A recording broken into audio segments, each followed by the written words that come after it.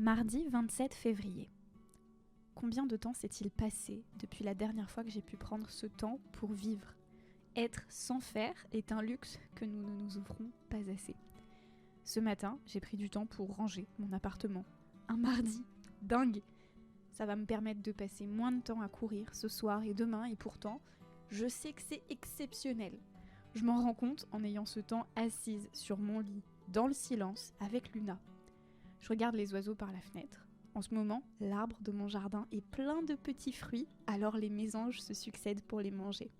Ce temps pour être me semble nouveau, alors que j'ai souvent l'impression d'y faire attention.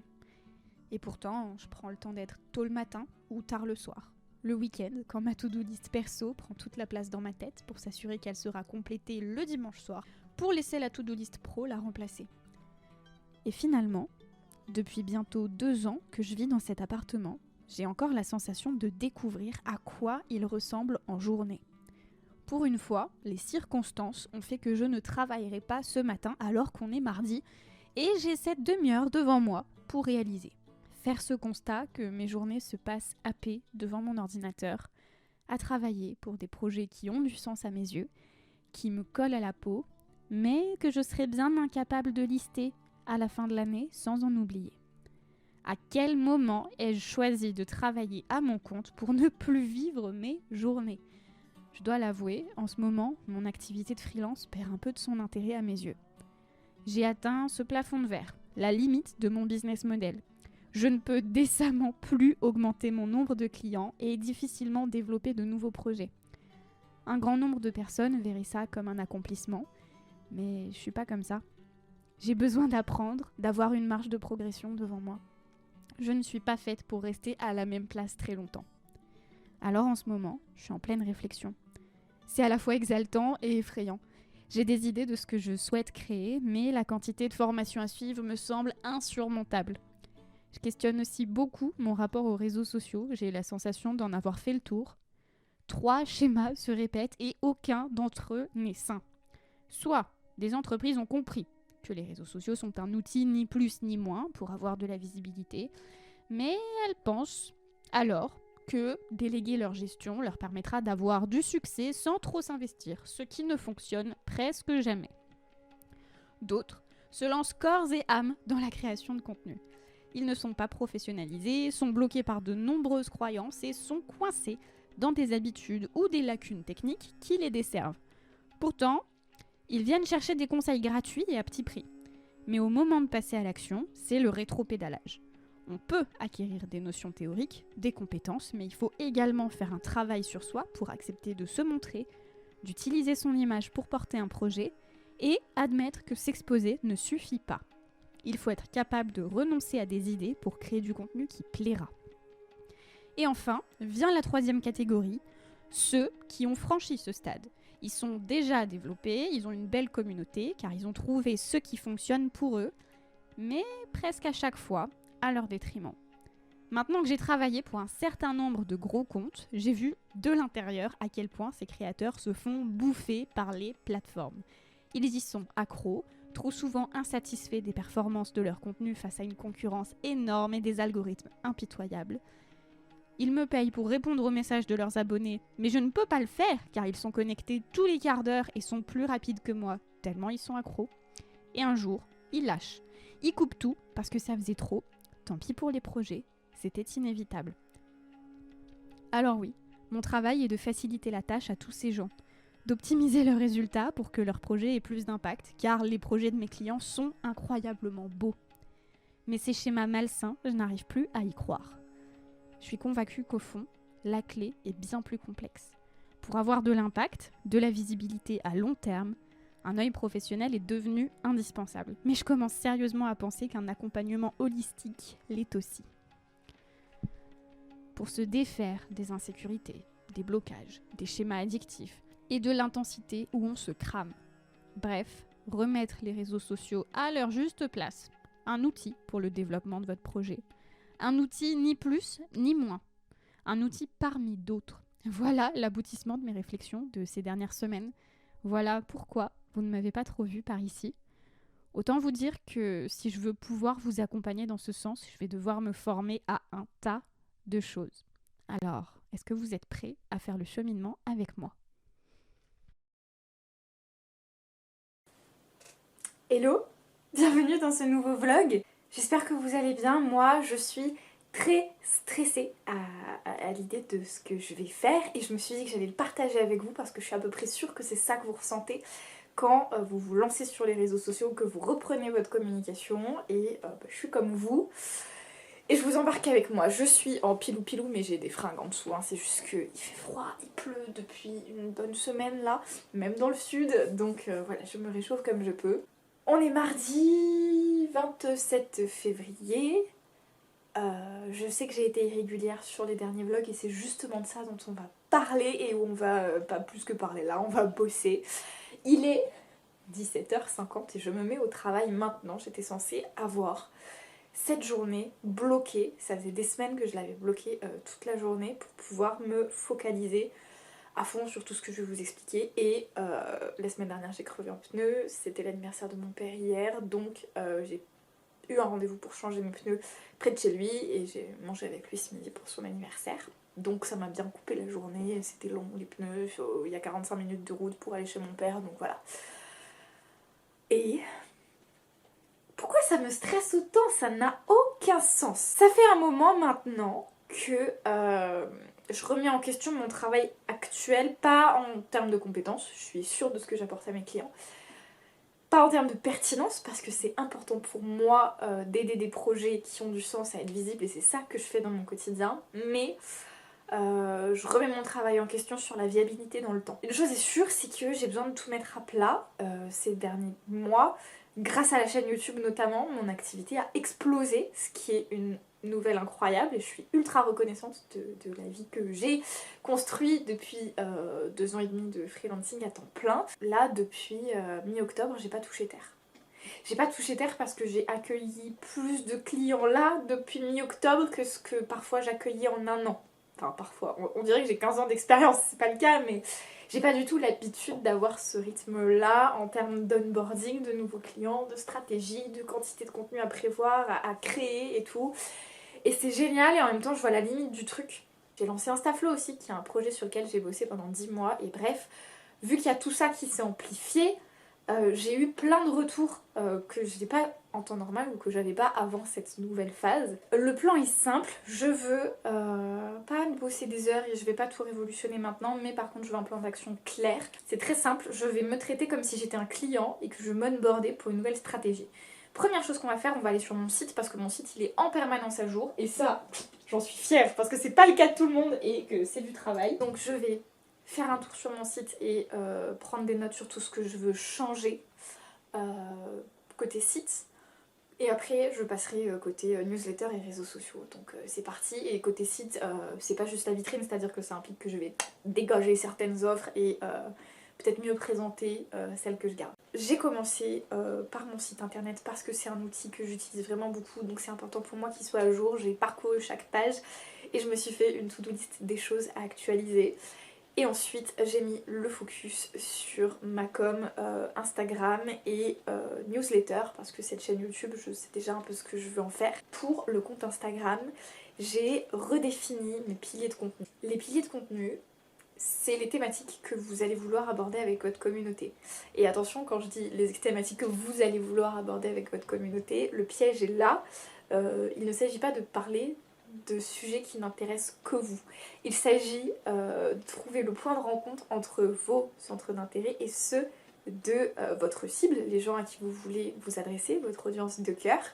Et c'est ultra important d'avoir uniquement des intérêts en commun pour créer votre stratégie de communication. Tous les sujets qui vous intéressent vous, mais pas les gens, ça sert à rien, vous perdez votre temps. Et à l'inverse, si les sujets n'intéressent que les gens et que ça vous passionne pas, vous allez vite lâcher l'affaire et on sait que c'est super important d'être régulier.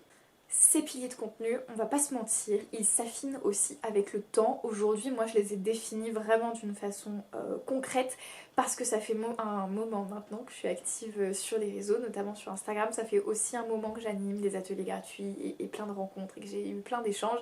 Et donc je sais maintenant quelles sont les problématiques qui reviennent beaucoup, qui tracassent les gens, etc. Et j'ai choisi parmi tous ces sujets-là, ceux qui collent avec le positionnement que j'ai envie d'adopter. J'ai donc créé un petit entonnoir sur ce système. Vous avez mon cahier de brouillon, c'est une des notions que j'enseigne en formation, mais c'est une notion tellement importante que je vais pas vous dire non, venez seulement en formation pour la voir. Non, non, je vous la donne ici. L'idée, c'est que votre communication, elle se découpe en plusieurs piliers de contenu. C'est vraiment schématisé, il y a beaucoup de subtilité sur la posture, sur le détail de l'utilité de certains contenus, etc. Mais grosso modo, l'idée, c'est de partir du plus large pour aller au plus pointu. Le plus pointu, c'est votre cœur de métier, vos compétences vraiment les plus pointues, hein, tout simplement ce que vous allez pouvoir apporter aux gens. Moi, mes compétences les plus pointues aujourd'hui, c'est la stratégie de communication.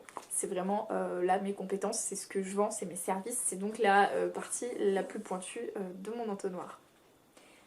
Mais ici, on a deux autres piliers de contenu. En fait, l'idée, c'est de attirer, fidéliser et convertir. Convertir, ça veut dire transformer vos abonnés en clients. Évidemment, je schématise, parfois certains contenus d'ici vont avoir pour but de convertir, etc. Mais grosso modo, vos contenus, il y a des thématiques qui intéressent le plus grand nombre des gens qui font partie de la communauté élargie, c'est-à-dire des gens qui seront intéressés par ce que vous racontez, mais qui ne deviendront pas nécessairement clients, ou en tout cas pas tout de suite, il va falloir qu'ils cheminent un peu dans l'entonnoir pour arriver jusqu'à ici, devenir clients. Pour moi, la thématique qui parle le plus aux gens, et j'ai mis beaucoup de temps à mettre le doigt dessus, et c'est pour ça qu'il faut de l'expérience, qu'il faut se laisser le temps, et qu'il faut aussi énormément échanger avec sa cible, son audience de cœur. Chez moi, c'est tout ce qui est mindset et éthique. Et ça, je m'en suis rendu compte au bout de tellement de temps.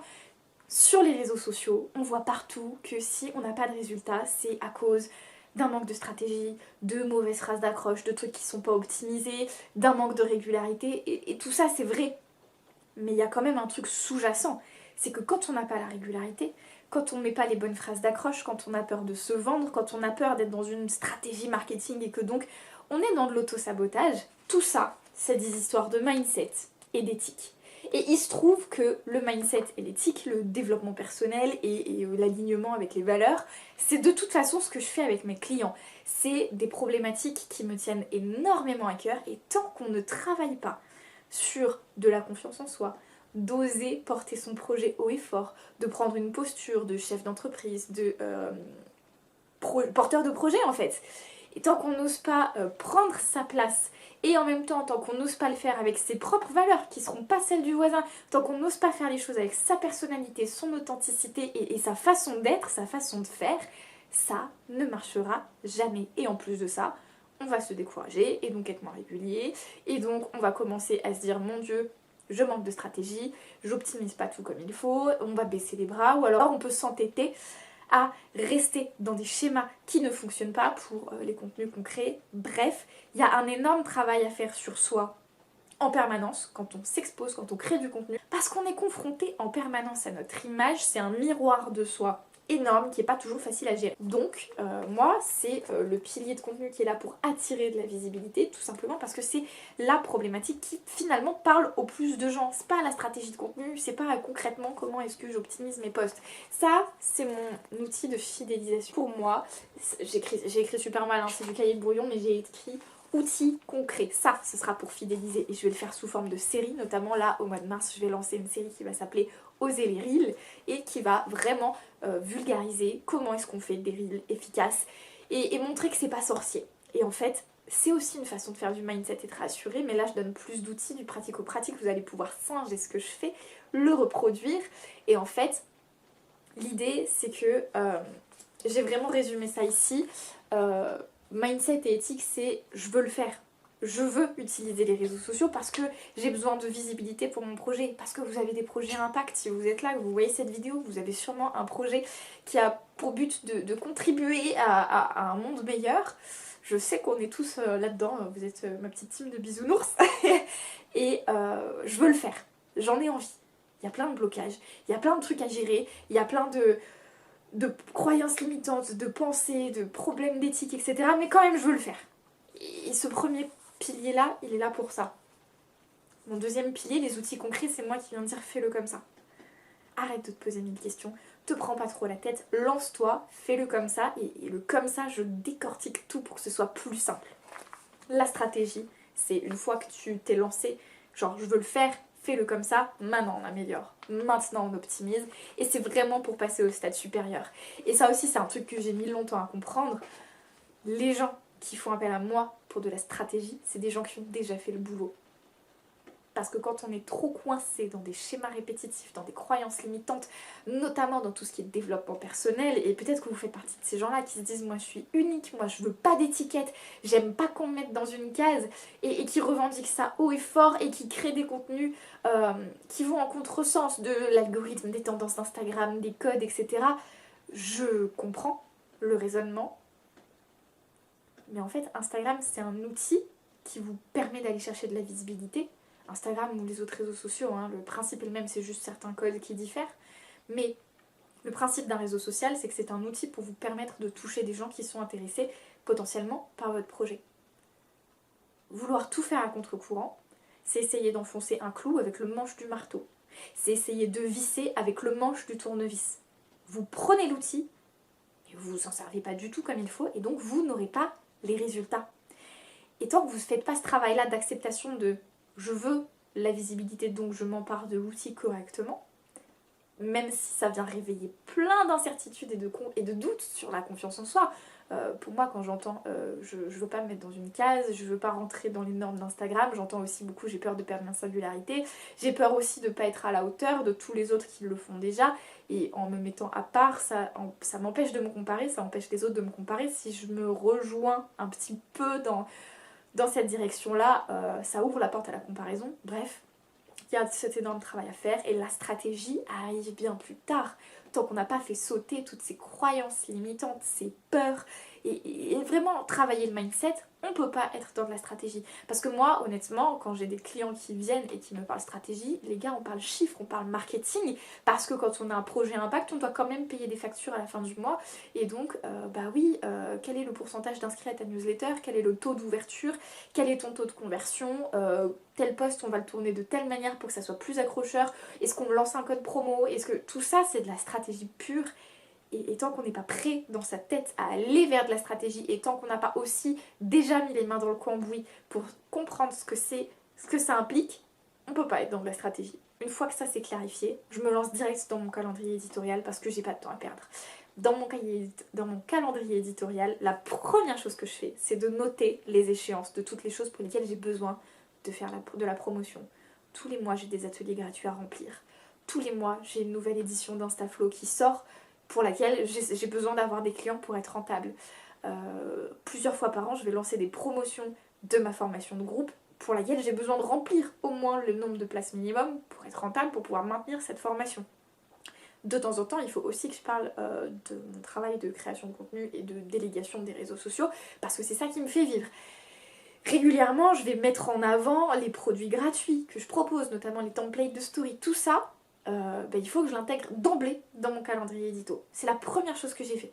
J'ai pris toutes les échéances à venir sur mars et sur avril et je les ai mises dans mon calendrier édito, notamment parce que quand on lance quelque chose mi-avril, on commence à en parler mi-mars ou fin mars. Et ça, c'est important de ne pas rater le coche. Même si ça nous semble loin, là, au moment où je fais cette vidéo, où je tourne, on est le 27 février, mais mon lancement de la mi-avril, il est maintenant, en fait. C'est-à-dire que je commence maintenant à travailler dessus. Et ça aussi, c'est dur à accepter d'être patient et de planter des graines où on récoltera les fruits dans longtemps, mais c'est la clé. Une fois que ça a été dans mon calendrier éditorial, j'ai fait simple. Parce que c'est une reprise d'Instagram, parce que je m'approprie de nouveaux codes, un nouveau positionnement. J'ai toujours eu ce positionnement-là, mais là, je vais vraiment l'affirmer. Je lance notamment une série, donc Oser les Reels. Je veux tester et voir comment ça marche. Donc, je suis partie sur 3 posts par semaine en dehors de tout ce qui est promotionnel dont je vous ai parlé. Et ces 3 posts par semaine, j'en ai fait un par pilier de contenu. Basta, c'est ultra simple. Évidemment, c'est une stratégie que je twiste selon mes clients, les besoins qu'ils ont en ce moment. S'ils vont avoir un lancement, on est vraiment en fidélisation, conversion. Si on est sur une phase de je viens de lancer mon compte Instagram, on est à fond dans je vais chercher de la visibilité. Mais là, moi, mon compte Instagram, il me sert de vitrine. Je me prends pas plus la tête que ça. Pour l'instant, je veux juste retrouver une cadence normale. Donc, un pilier de contenu. Clairement, j'ai fait lundi, mercredi, vendredi. Je vais rajouter 1 ou 2 lives par mois qui vont venir se greffer. Parfois, il y a des posts en plus parce qu'il y a un carrousel pour la nouvelle édition d'Instaflow, pour le lancement d'une formation, etc. Donc ça fait 3 à 4 posts par semaine, peut-être 5 s'il y a un live, mais s'il n'y a pas de live, sinon ça... ma base c'est 3 posts par semaine, ce qui sera déjà bien. Par contre, je présente tous les jours en story, et là en story, ça fait un moment déjà que j'ai intégré des rituels qui sont ultra importants, notamment l'idée de post du jour, du lundi au vendredi, et l'invitation du jour, le samedi dimanche, qui sont des idées de post ultra concrètes et qui permettent aussi de mettre des petits extraits vidéo de mon quotidien, et ça humanise vraiment mes contenus. L'idée de post du jour, c'est ultra activable. Je sais pas s'il y a beaucoup de gens qui créent des contenus avec les idées de post que je donne. Par contre, je sais que depuis début janvier que j'ai lancé ces stories, c'est le retour qu'on m'a le plus fait. J'adore tes stories d'idées de post du jour. Donc tous les jours, je mets l'idée de post du jour. La plupart du temps, je poste ma to-do list du jour parce que ça aide les gens aussi à comprendre ce que je fais dans mon quotidien de freelance. Dans la journée, si j'ai un point sur lequel je veux rebondir ou quoi, je le fais.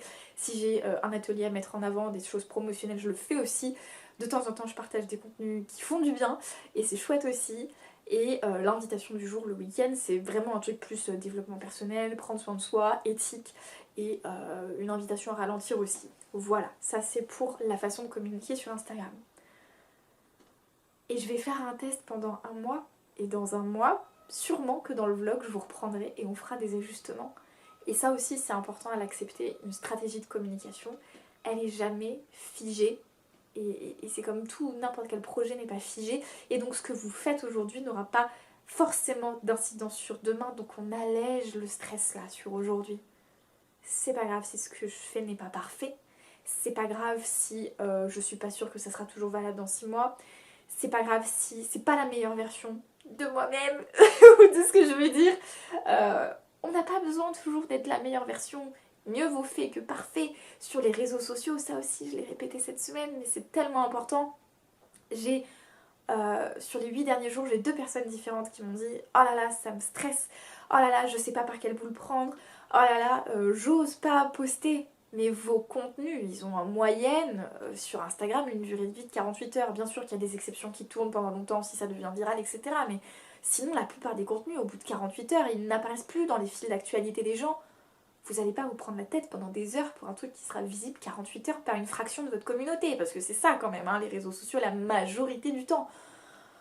Donc on souffle, tout va bien et on se lance, et c'est ultra important de rappeler ça, notamment après tout le petit laïus que je vous aurais fait en voix off, parce que ça change tout, vraiment, et ça change la façon d'aborder les réseaux sociaux et la création de contenu. Et je crois que j'avais envie vraiment de conclure par ça. Je sais que je l'ai déjà dit dans la voix off, mais les réseaux sociaux, c'est qu'un outil. C'est un outil, il en existe d'autres. Quand on bricole à la maison, on n'a pas que un marteau. On a 1000 choses. Enfin, je veux dire, quelqu'un qui veut retaper ou même construire une maison, il n'a pas juste un marteau. Le marteau est cool, hein. Il est pratique et dans certaines situations, il est vraiment très utile. Saisissez-vous du marteau si vous en avez besoin, mais sachez aussi vous saisir des autres outils qui vont venir combler d'autres utilités.